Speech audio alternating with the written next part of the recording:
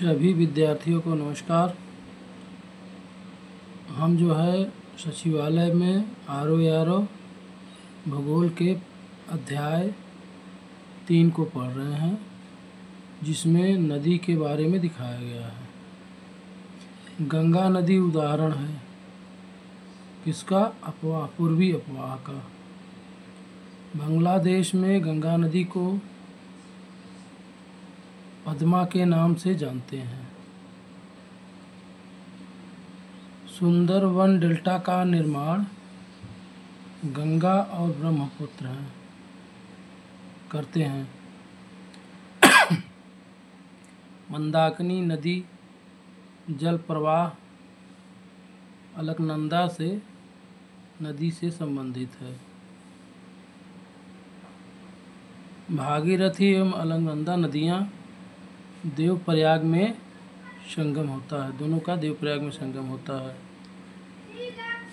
भागीरथी जो केदारनाथ और रुद्रप्रयाग के मध्य बहती है। अलकनंदा नदी के तट पर बद्रीनाथ का प्रसिद्ध मंदिर स्थित है। भारत की सबसे बड़ी और लंबी नदी गंगा नदी है। भागीरथी नदी गोमुख से निकली है। गंगा की एकमात्र सहायक नदी गोमती नदी है। यमुना की सहायक नदियाँ चंबल, बेतवा, केन आदि हैं। यमुना नदी का उद्गम स्थल हम सभी लोग जानते हैं, स्थान बंदरपूछ है। जहाँ से यमुना नदी निकली है उसका उद्गम स्थल बंदरपूछ है। बेतवा नदी विंध्य पहाड़ियों के मध्य से निकली है। बेतवा नदी विंध्याचल विंध्य पहाड़ियों के मध्य से निकली है। बेतवा नदी यमुना से मिलती है, मतलब बेतवा नदी का पानी यमुना में जाकर मिल जाता है। गंगा की उत्तरवाहिनी सहायक नदियाँ सोन नदी है। गंगा की उत्तरवाहिनी सहायक नदियाँ सोन नदी हैं। सोन नदी का जल ग्रहण क्षेत्र सबसे अधिक है। बिहार के पटना जिले में गंगा नदी सबसे लंबी बहती है। बिहार प्रदेश में जो पटना जिला है वहाँ सबसे अधिक जो है दूरी में नदी बहती है। गंडक नदी उत्तर प्रदेश राज्य से प्रवाहित नहीं होती है। गंडक नदी उत्तर प्रदेश राज्य से प्रवाहित नहीं होती है। गंडक नदी नेपाल से निकलती है और बिहार में गंगा में मिल जाती है। ब्रह्मपुत्र नदी तंत्र, भाग 3 भूगोल में ब्रह्मपुत्र नदी तंत्र को हम लोग पढ़ रहे हैं। भारत में ब्रह्मपुत्र नदी को यरलुंग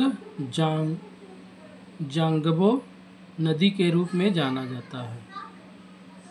यरलुंग जांगबो नदी के रूप में जाना जाता है। ब्रह्मपुत्र, सतलज और सिंधु नदियों का स्रोत तिब्बत के मानसरोवर झील के पास में स्थित है। ब्रह्मपुत्र, सतलज और सिंधु नदियों का स्रोत तिब्बत के मानसरोवर झील के पास स्थित है। मानस नदी ब्रह्मपुत्र की उपनदी है। ब्रह्मपुत्र नदी तिब्बत में सांगपो के नाम से जाना जाता है। ब्रह्मपुत्र नदी तिब्बत में सांगपो के नाम से जाना जाता है। ब्रह्मपुत्र नदी का बहाव क्षेत्र तिब्बत, बांग्लादेश और भारत में है। कहने का मतलब विद्यार्थियों यह है कि ब्रह्मपुत्र नदी का जो पानी बहता है वह तिब्बत, बांग्लादेश होते हुए भारत में जाता है। ब्रह्मपुत्र और सिंधु नदी के स्रोत बिंदु एक है। ब्रह्मपुत्र और सिंधु नदी का उद्गम स्थान एक ही है। नर्मदा घाटी, सतपुड़ा घाटी, नर्मदा घाटी सतपुड़ा और विंध्याचल पर्वत श्रृंखलाओं के बीच में स्थित है। नर्मदा घाटी सतपुड़ा और विंध्याचल पर्वत श्रृंखलाओं के बीच में स्थित है।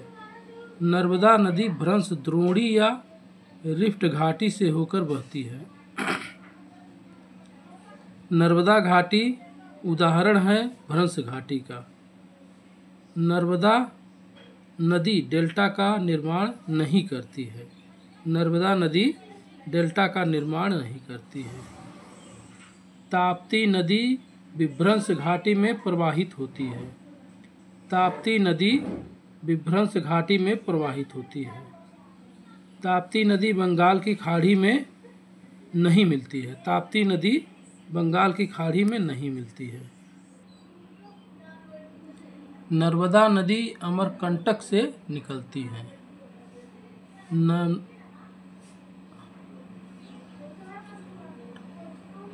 नर्मदा नदी अमरकंटक से निकलती है। ताप्ती नदी पश्चिमी घाट से नहीं निकलती है। ताप्ती नदी पश्चिमी घाट से नहीं निकलती है। ताप्ती नदी अरब सागर में जाकर मिलती है। ताप्ती नदी का पानी अंतिम छोर अरब सागर में जाकर मिलती है और पानी वहीं गिरता है। कावेरी नदी का उद्गम स्थल ब्रह्मगिरी पहाड़ियों में है। कावेरी नदी का उद्गम स्थल ब्रह्मगिरी पहाड़ियों में है। कावेरी नदी कर्नाटक, केरल, तमिलनाडु से होकर गुजरती है। कावेरी नदी का बहाव स्थल क्षेत्र केरल, कर्नाटक, तमिलनाडु से होकर गुजरता है। ताप्ती नदी एस्चुरी बनाती है। ताप्ती नदी एस्चुरी बनाती है। महानदी उड़ीसा में अपना डेल्टा बनाती है। गोदावरी नदी सर्वाधिक बड़ा जल ग्रहण क्षेत्र है। गोदावरी नदी का सर्वाधिक बड़ा ग्रहण क्षेत्र है, जल ग्रहण क्षेत्र है। भारत की सबसे लंबी प्रायद्वीपीय नदी गोदावरी नदी है। चंबल नदी की घाटी खंडक भूमि के लिए प्रसिद्ध है। चंबल नदी की घाटी खंडक भूमि के लिए प्रसिद्ध है। तवा नदी नर्मदा की सहायक नदी नहीं है। मांद और महानदी के मध्य चंद्रहासिनी देवी धार्मिक स्थल का मंदिर है। दोस्तों, इस प्रकार हम लोग अध्याय सचिवालय आर्य और भूगोल में अध्याय 3 को समाप्त किया और अपने पढ़े हुए आर्य संबंधित प्रश्नों को दिखाया है और यह आप सभी लोगों के लिए बहुत ही ज़्यादा महत्वपूर्ण है। सभी दोस्तों को नमस्कार। जय हिंद, वंदे मातरम।